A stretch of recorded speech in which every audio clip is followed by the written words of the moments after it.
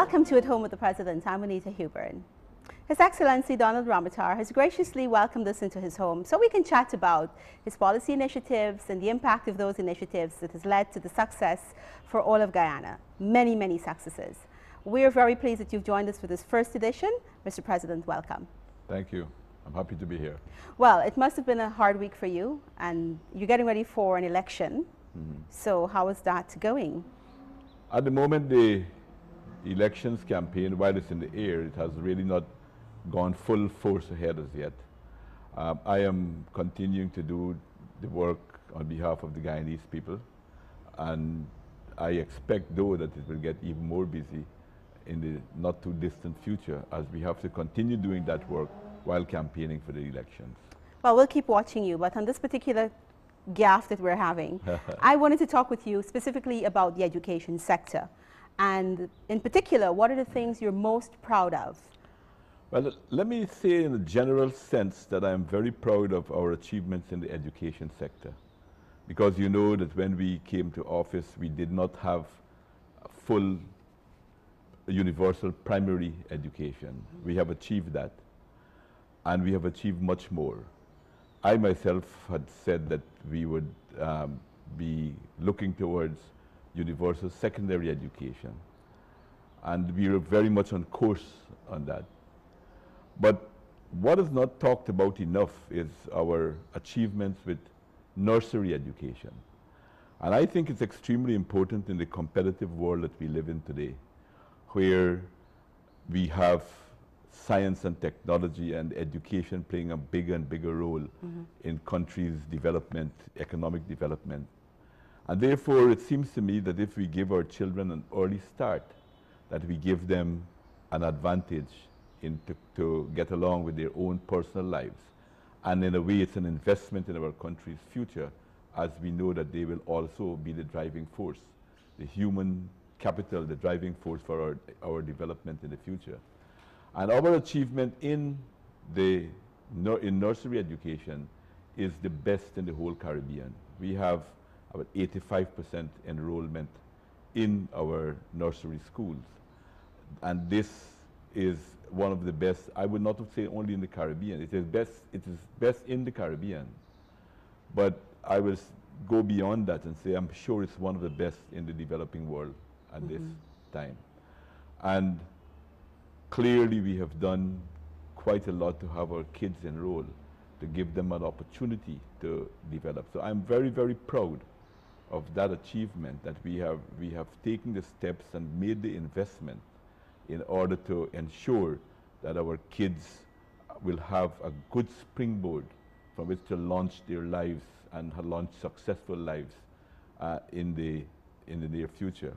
Over the last 5 years, we have built 10 nursery schools. We have expanded nursery classes in some primary schools. In some areas where we do not have enough children to justify building a new nursery school, we have expanded the nursery sections in primary schools. And we have invested heavily in that area. We are now also producing our own materials, our own reading materials, working materials. And with this success in nursery education, we are aiming to have full literacy of our children by grade 4. So I think that that's an achievement that we have, that is not widely known, but to me it is as important as any other sector within the educational system itself. And certainly with all that you just said, you are getting international recognition. I know there are global partners who are certainly willing to invest with your government as well. Yes. And last December, I think we got a grant from one of these institutions. The Global Partnership for Education? The Global Partnership for Education. We gave a grant to the government through the Ministry of Education because they recognize the great work that this country has been doing. I must say generally too that I myself was invited to sit on the United Nations Secretary General's Commission on Education, and largely because I think that was a recognition of what this country is doing for education on behalf of our children here in Guyana. Mr. President, it's May 12, 2015, and you've just been re-elected President of the Democratic Republic of Guyana. What's one of your first priorities? Well, my first priority will be to achieve universal secondary education. As you know, we're well on track on that. We promised that in 2011, we said in the next 5 years we will bring universal secondary education to this country. And we are very, very clearly we were going to do that, had it not been for the fact that the opposition tried to close down the parliament and now forced us to the general elections. We have now achieved about 90% of our children leaving primary school are now into secondary school. And my first priority will be to ensure that we complete that process in the shortest possible time so that we can have the minimum standard of education in this country would be secondary education. And that, of course, I think makes a huge amount of sense, because if we agree that the most important factor for development in any society is the quality of the people that we have, the human capital is the most important thing. And life has shown that in many countries of the world, that is so. And therefore, achieving universal secondary education is extremely important for the future development of our country, as it is for the individuals, our youth, our young people, our children, who would be the ones to be acquiring a secondary education. So that would be one of my top priorities, something that has been very close to my heart, and I think that we can do it. We have the capacity. We have built. Right now, we have on stream and the funding to do so, to build 3 new secondary schools. One at Parfaite Harmony on the west bank of the Demerara that will house 1,000 students. We have a second one at Good Hope on the east coast of the Demerara, again for 1,000 students to be there, and a third one at Soesdijk on the east bank of the Demerara for another 1,000 students. That will take us pretty close to getting towards universal secondary education. At the same time, in the interior area where the population is more scattered, we have increased already over this last 3 years. We have increased dormitory places by some 400, and we will continue to increase the dormitory places as we will build new secondary school. Right now we are building a new secondary school that's almost complete at K2, in the mountain of K2 in the Pacaraimaz. And we have to consider a new secondary school in the upper Mazaruni area, either at Kamarang or at Jawala, one of these big villages in the area. So with that, I think we will be able to achieve the goals that we have set ourselves to enhancing the quality of education that our children will have. And the minimum standard of education in this country will be at the secondary level. At the same time, I think we will be working towards enhancing and the passes and investing more in other areas, in our teaching, our teachers, to invest more. Right now we have about 75% of our teachers that are trained, but I think we need more specialized training for many of our teachers so that we can keep going up in the ranks of passes at the CXC and other examinations in our country. So in a sentence, I will say achieving universal secondary education will be my #1 priority. One of the achievements you've had in the last couple of years, which we probably don't hear a lot about, is of course, the ability that our boys in schools, we have been able to retain them. Was this because of a particular thrust in your policies? Yes, it was. I have been speaking about this a lot. I even spoke about it publicly on many occasions. Was saying while it is very, very important that we put emphasis on ensuring equality of genders, because historically, you know, females were always they were always on the they were not really given equality in many societies. We have achieved that. We have gone past that now. But I have noticed in our country, not only in Guyana, but in our region in particular, and even the wider world, that a lot of young boys have been dropping out of the system. And I have been calling on our experts to come up with strategies and efforts and to look into this matter.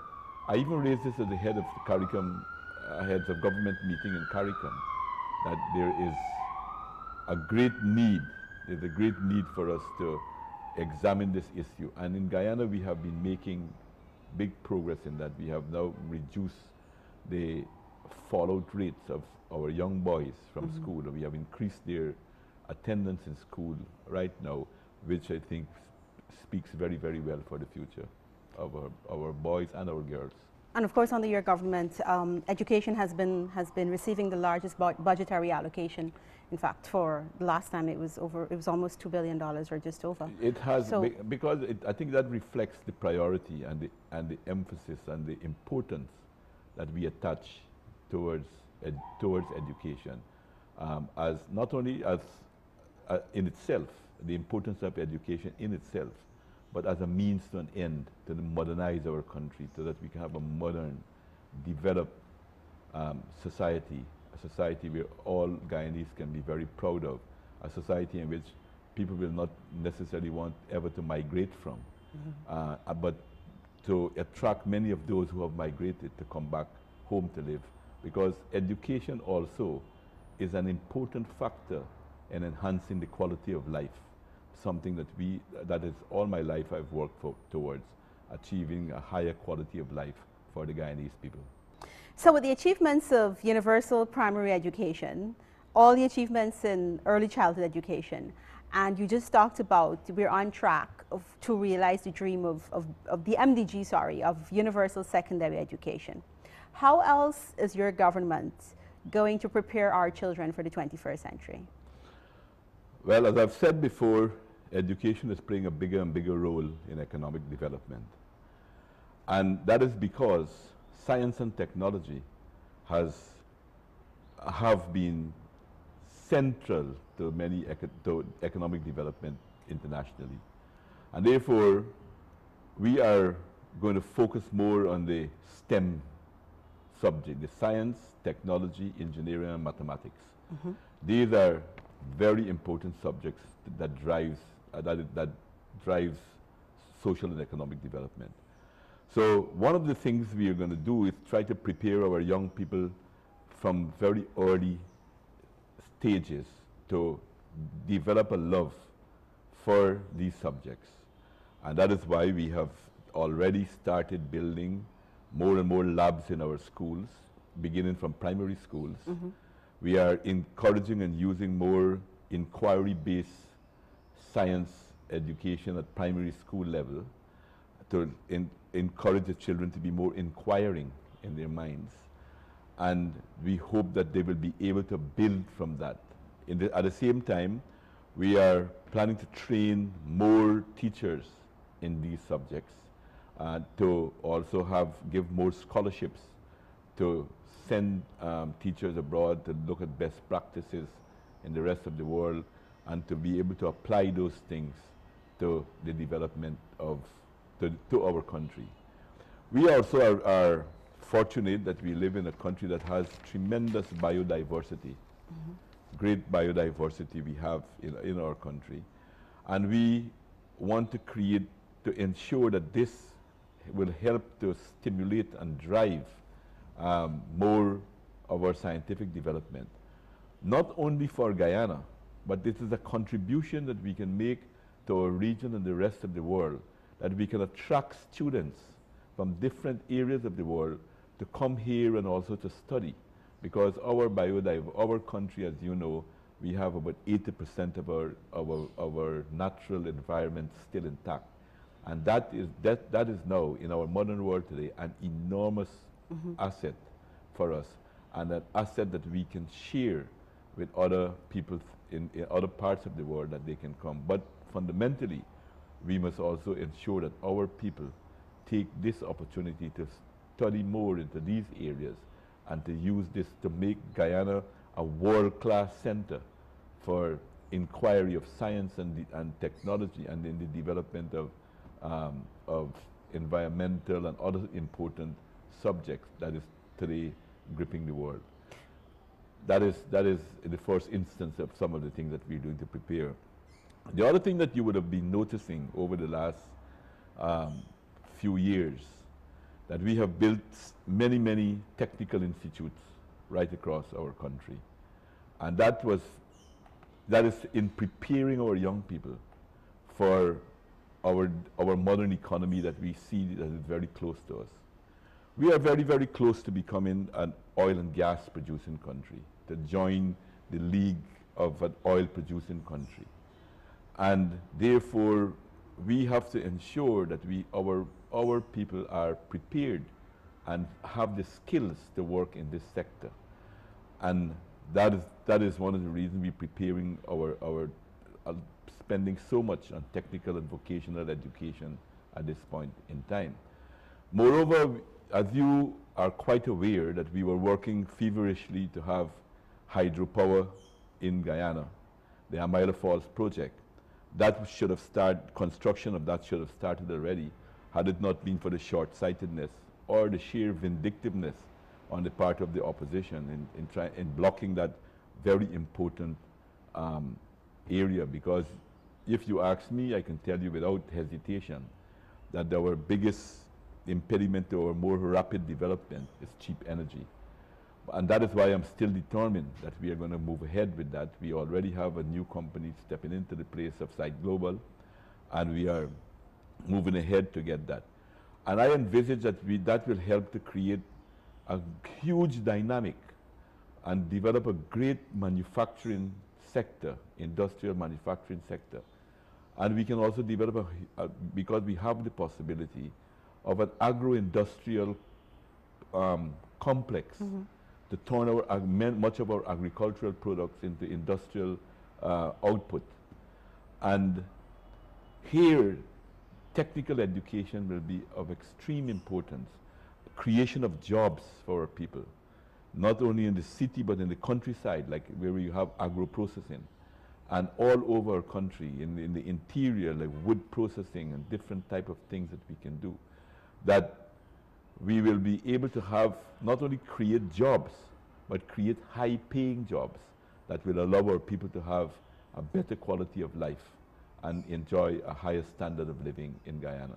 So those are some of the other parts of some of the other things that will drive our work in the education sector immediately after we win again in May 11th, after May 11th.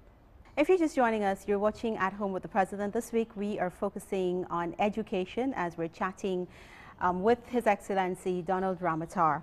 We're down to our last few minutes of our program, and we have to say thank you so much for allowing us to spend some time with you today.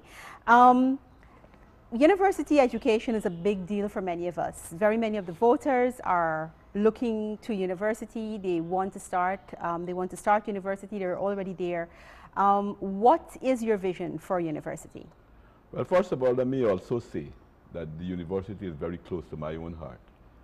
Not only because I attended the University of Guyana myself, but because this institution was an institution that was started by Dr. Chedi Jagan, the founder of our party, the late president of our country. And when it was founded, there was a lot of resistance from the opposition then about the university. But Dr. Jagan went ahead. And in fact, the university has a history that is enviable. We are the only colony that ever established its own university. And that is a tremendous achievement. And that is because of the vision that the PPP had at that time. And that vision continues to the day, that University of Guyana will play a tremendous role and a bigger and bigger role in the development of our country. At the moment, we have money put aside to repair and fix all the labs, to improve the library facilities. We're going to work on fixing the library facilities and fixing the whole physical infrastructure of the place. And we need also to lift the the university to be a world-class university. Therefore, we have to have a stronger teaching core, more lecturers with PhD, masters and PhD to be lecturing in our society, more research.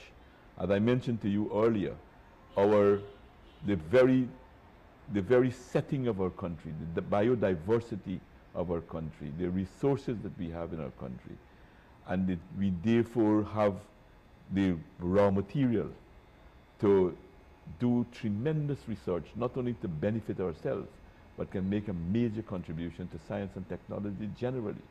And we need our University of Guyana to be on the cutting edge of in these areas that they can carry on. So we have to lift the quality of the university lecturers, teaching, etc.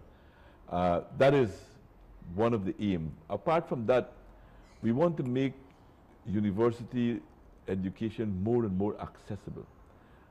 You would have noticed that, okay, we started the University of Guyana here in Georgetown, and we expanded it to Berbice. Right.